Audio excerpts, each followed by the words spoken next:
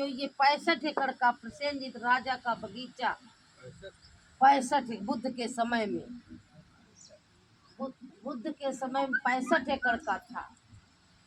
जब एक समय वो राजगृह जाता, वो व्यापारी था ही और उसकी रिश्तेदारी भी थी। एक समय गया वहाँ देख रहा और वो लोग मिले, सब बैठा ले, आसन लगा दिए, बैठा। अब वो देख रहा कि हमको ये कभी न कभी जब कोई शादी विवाह या कुछ करते थे तो हमको पहले निमंत्रण देते थे।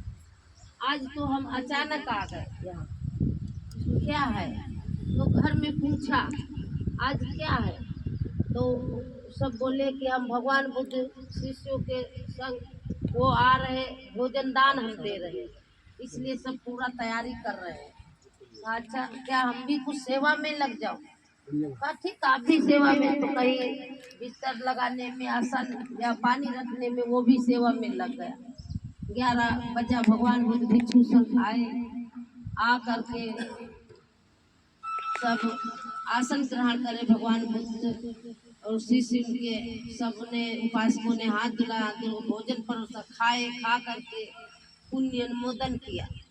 फिर थोड़ा उपदेश दिया कि संसार में दुख है, दुख का कारण है, कारण का निवारण है। भगवान ने कहा संसार में बिना दुख का कोई नहीं है। जिसके पास धन है वो भी दुखी है, नहीं धन वो भी दुखी है।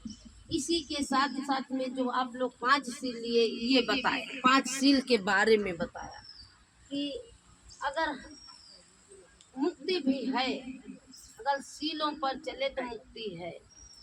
तो कहा पहला सील पाणातिपाता विरम्य शिक्षा पदंग समाधियामी, हम किसी की प्राणी हिंसा नहीं करेंगे, व्रत रहेंगे। दूसरा अदिन्ना दाना वेरमणी शिक्षा पदंग समाधियामी, हम किसी की चोरी नहीं करेंगे, व्रत रहेंगे। तीसरा कामेषु मिथ्याचारा वेरमणी शिक्षा पदंग समाधियामी, हम किसी की पर स्त्री हो या पर पुरुष भाई बहन समझेंगे, व्रत कामाचार नहीं करेंगे, व्यभिचार, व्रत रहेंगे। चौथा मूसावादा विरम शिक्षा पदंग समाधियामी, हम किसी की चुगली नहीं करेंगे, कटुक वचन नहीं बोलेंगे, व्रत रहेंगे। पांचवा सुरा मेरे मज्ज पमद्दठाना विरम शिक्षा पदंग समाधियामी, कहा हम नशीली पदार्थों को सेवन नहीं करेंगे, व्रत रहेंगे।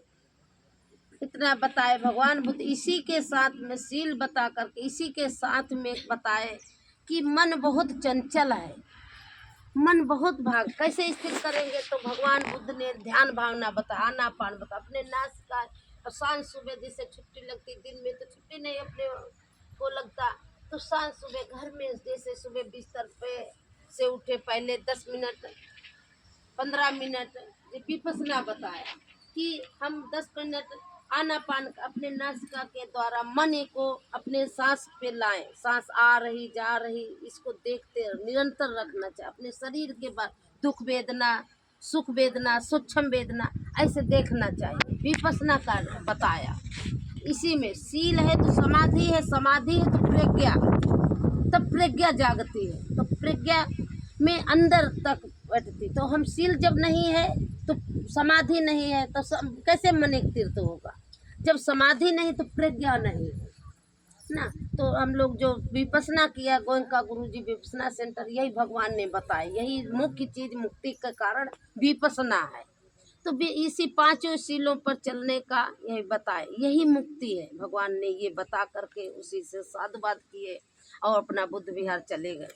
और वो अनाथ पिंडक जो था, सुदर्शन सेठ सुना, कहा ओहो, हम इतने दिन से हम भगवान के से जो घर में यज्ञ करवाते, पूजा पाठ कर, सन्यासी और पंडित जी सब कुछ बुलाते, ऋषि मुनि खिलाते पिलाते, भंडारा करते, और ऐसे प्रवचन नहीं सुना, सील समाधि प्रज्ञा के बारे में कोई नहीं। आज हम भगवान बुद्ध को अकेले ही मिल करके तब वापस जाएंगे श्रावस्ती। अब वो वहाँ से घर में पूछा अपने रिश्तेदार कि बुद्ध भगवान कब मिलेंगे? कहा वो तो सुबह 4 बजे मिलेंगे। कहा ठीक है। जैसे तैसे दिन बिताए, रात बिता, पहले पहर में उठ करके अपना नहा धो करके भगवान बुद्ध को 4 बजे मिलने के लिए चल दिया। भगवान बुद्ध अपना बेलवन बुद्ध विहार था वहीं ठहरे थे और आशा अब वो चलता है। एक गेट के बाद दूसरे गेट गणकुटी पे पहुंचा और भगवान बुद्ध अपने गेट पर चक्रमण कर रहे थे और दूर ही से देखा भगवान बुद्ध ने। कहा सुदर्शन सेठ कहाँ जा रहे हो इतना सुबह। तो वो अचंभव हो गया कि ओहो, जो भगवान बुद्ध ने तो हमको कभी पहचाना नहीं था, न हम मिले थे और नाम जान गए। तो नज़दीक आया और 3 बार प्रणाम किया। प्रणाम करके कहा भगवान आप हमारा नाम कैसे जान गए। तो कहा भगवान ने कल उपासक के वहाँ भोजन में गए थे तो वहाँ परिचय हुआ था। ओहो, अब वो फिर प्रणाम करता है। सुदर्शन सेठ प्रणाम करके हाथ जोड़ करके बोला कि भगवान हमारे श्रावस्ती में आने की कृपा करें आप, क्योंकि जनता बहुत दुखी है। आप आएंगे, उपदेश देंगे, सील के बारे में बताएंगे, आप कृपा करें। तो भगवान ने उस मौन होके स्वीकार किया। कहा ठीक है सेठ। अब वो फिर कहा फिर मन में सोच रहा सेठ कि हम तो कह तो दिया और भगवान स्वीकार किए, अब हम इनके लिए रहने की व्यवस्था कहाँ करेंगे। फिर भगवान बुद्ध का नमन करके फिर पूछा हाथ जोड़ करके, कहा भगवान आप कैसे कहाँ पे हो व्यवस्था। थोड़ी देर मोबाइल बंद कर लीजिए भैया, आप बोलते नहीं जरूरी सबको सुनाई नहीं पड़ेगा, आप बोलिए। हाँ। अब वो कहा भगवान कहाँ बनवाए बुद्ध विहार आप रहने के लिए, हम नहीं जानते, आप बतावें। कहा ठीक है।